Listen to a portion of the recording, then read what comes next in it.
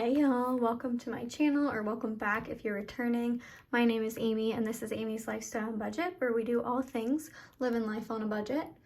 In today's video, we will be wrapping up my last pay period's budget, like doing a little budget closeout, and then planning this most recent pay period budget. So if that is something that you're looking forward to seeing, give me a like, subscribe if you aren't already, and let's get on into the video.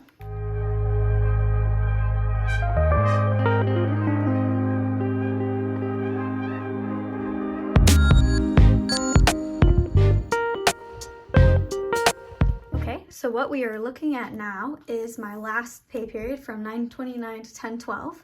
My goals were to update all of my bills to my bill account, which I was successful at doing. So I'm just gonna grab the little green marker here.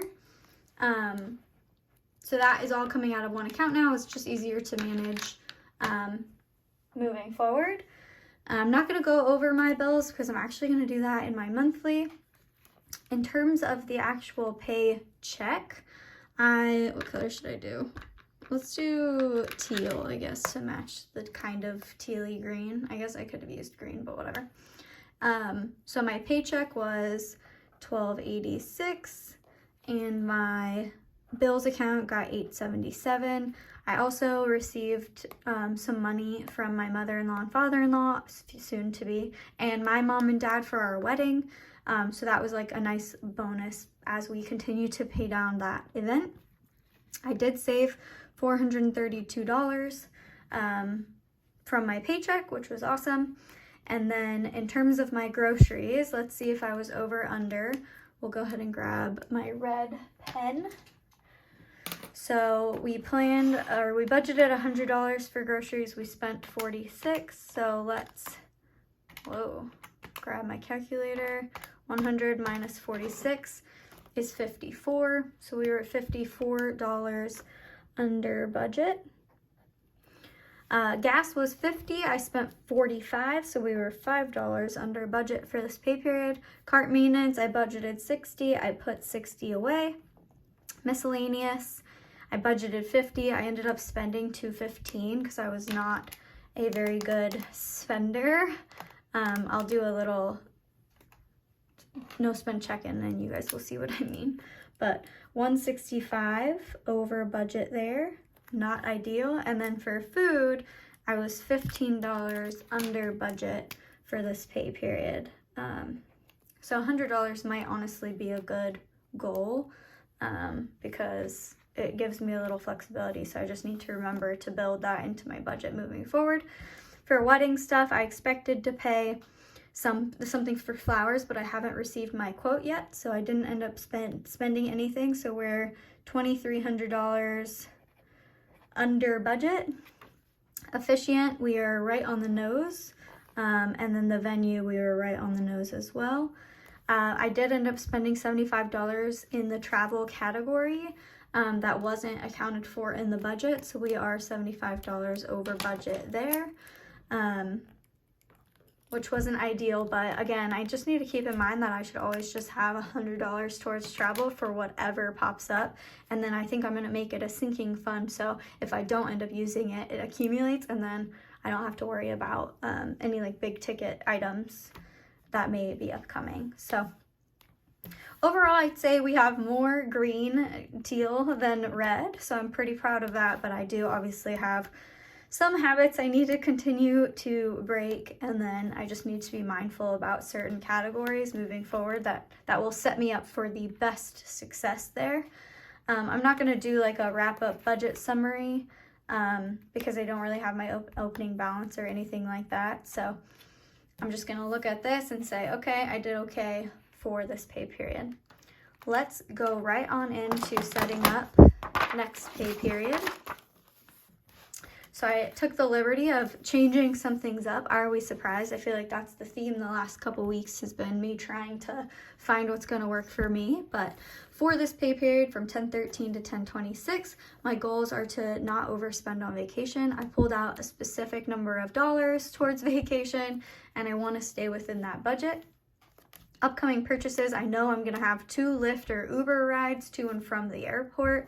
And then I have an engagement photo session that I'm gonna have to buy entered into the location. So I know those are upcoming purchases this pay period.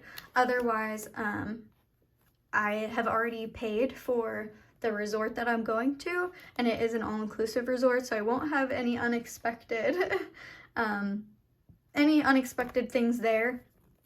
So I'm counting on not making like impulse buys for food and stuff at the airport or whatever. Okay, so then this is really what's changed. Instead of adding my bills every month, because my bill, I'm a month ahead on bills, I have a buffer in that account. So seeing that I just put the same amounts every time isn't really helpful, I don't think, for anybody. It's not really helpful for me either, unless I'm over or under budget, and that's where I'm gonna view that in my monthly recap. So it doesn't make sense to have it on a paycheck budget. What I am gonna start doing is doing my starting and ending balance in my like 3 main accounts. That way I get a feel for, you know, where I'm starting and where I'm ending, and if I'm if I need to correct or adjust based on those factors, I suppose. And again, that way I can keep an eye on as I buy or spend for the wedding, that I'm making sure that I'm staying within the budget. So that's how I think I'm going to use this. We'll see if that is helpful for me or not. But anyways, so my accounts there, I've got my checking, my wedding account, and my savings account. I have my starting balances here. So we've got $628 in my checking, $13,687 in my wedding, and $13,001 in my savings. We obviously want at least 2 of these ideally to be ending at a higher. The wedding obviously is for a specific reason, so if that one ends lower, that's okay. But otherwise, we have my income, so I'm going to keep my bills completely separate. We'll do my bill stuff on my monthly, because that's really when I look at my bills. They're only paid monthly. So bi-weekly, I'm just going to focus on my checking account. On 10/13, I got paid $1,272, so that's what we were building this budget out with. On the 16th, I moved $432 of those dollars into my savings account. So that I automatically do. I'm supposed to be doing it every paid day, but this one was a little late. So that leaves the rest of my budget, my categories. So let's write those out now. For, should I match my pen again? This is like a pinky, it's really like a peach, but I'll use orange. Maybe you guys won't be able to see orange that well. I'll use dark blue. Okay, so for pets, I'm going to actually, I want to do like an extra column here, because some of these are sinking funds, and so I have a balance already. So maybe that's what I'll do. Give me one moment, please.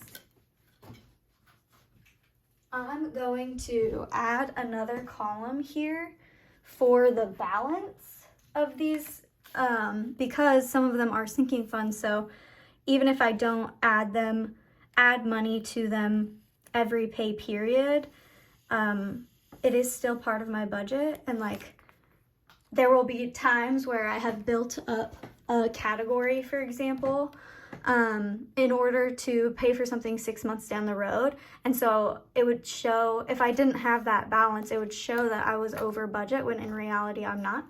So we're gonna try that out. This will be balance. So for pets, I am budgeting. Ooh, I'm gonna actually, you guys really get to see me go live here. I'm actually going to switch these. So we're gonna do budget on the left, the budgeted amount, and then on the right we're gonna do balance, because then when I look at my actuals, I'm pulling from the balance, not just the budgeted amount, if that makes sense. So we're gonna test it and learn from the experience, I'm sure. So in pets, I'm budgeting $30 this pay period. My balance is actually $147. I have a cheat sheet to the side. I don't actually know that offhand. I have to do some pre-work. And then when at the end of this pay period, I'll see my actual to see if I've spent anything or not. But car maintenance is the same. $30 is budgeted and $90 is my balance in that sinking fund. Christmas, I'm budgeting $20 this pay period, and I have a $770 balance. Travel, I'm budgeting $600 this pay period, and I have a $600 balance. Wedding, I'm budgeting nothing this pay period, and I have a $13,687 balance. And then, oh wait, actually, I don't have 687. What's 687 minus 5? I want 13,137 balance. I just made a payment today. So that is my balance to start here. Gifting, I'm going to be budgeting $100, and I have a $100 balance in that fund. And then groceries, I'm gonna budget $60, and I will have $60 in that fund. I'm not gonna budget, ooh, you know what? I'm actually gonna change this from groceries to gas. Yeah, I'm gonna do gas here.